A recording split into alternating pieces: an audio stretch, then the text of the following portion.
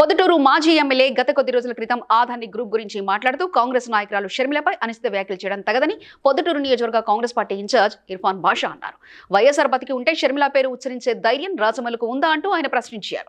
ప్రసాద్ రెడ్డి గారు అదాని అలాగే విద్యుత్ కొనుగోళ్ల విషయమై వైఎస్ షర్మిలారెడ్డి గారి మీద అనుచిత వ్యాఖ్యలు చేయడం జరిగింది. ఆయన ఇప్పుడు ఏదైనా సరే ఒక సబ్జెక్ట్ మాట్లాడేటప్పుడు ఆ సబ్జెక్ట్ వరకు ఉండాలి, అంతేగాని వ్యక్తిగత వ్యవహారాల్లో వ్యక్తిగత విషయాల్లో వెళ్ళాల్సిన అవసరం లేదు, మాట్లాడాల్సిన అవసరం అంతగా లేదు.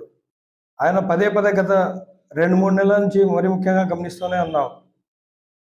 ఆయన పదే పిసిసి చీఫ్ మీద అనుచిత వ్యాఖ్యలు చేయడం జరుగుతుంది. మేము కూడా పోనీలే వ్యక్తిగత విషయాల మీద ఆయన మాట్లాడితే మళ్ళీ మేము మాట్లాడితే బాగుండదు అని చెప్పి వదిలేయడం జరిగింది. కానీ ఆయన రోజునాను నాకు రాజకీయం వేరు, ఈ వ్యక్తిగత వ్యవహారాలు వేరు అని చెప్పి ఆమె స్పష్టంగా చెప్పడం జరిగింది.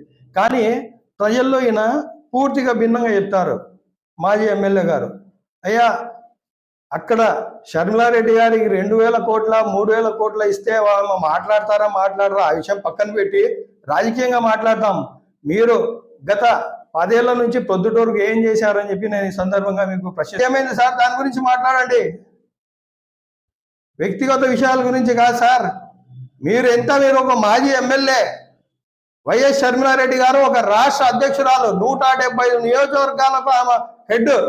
మీరు 170 నియోజకవర్గాల్లో ఒక మాజీ ఎమ్మెల్యే, ఇన్ఛార్జ్ కూడా అధికారికంగా ఇచ్చారో లేదో, స్పోక్స్ పర్సన్ మీరు వైకాపా పార్టీకి, అంతే.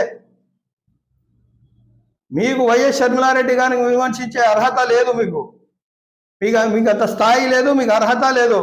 Please like and share, subscribe to BCN Telugu News. Please like, share and subscribe to BCN Telugu News.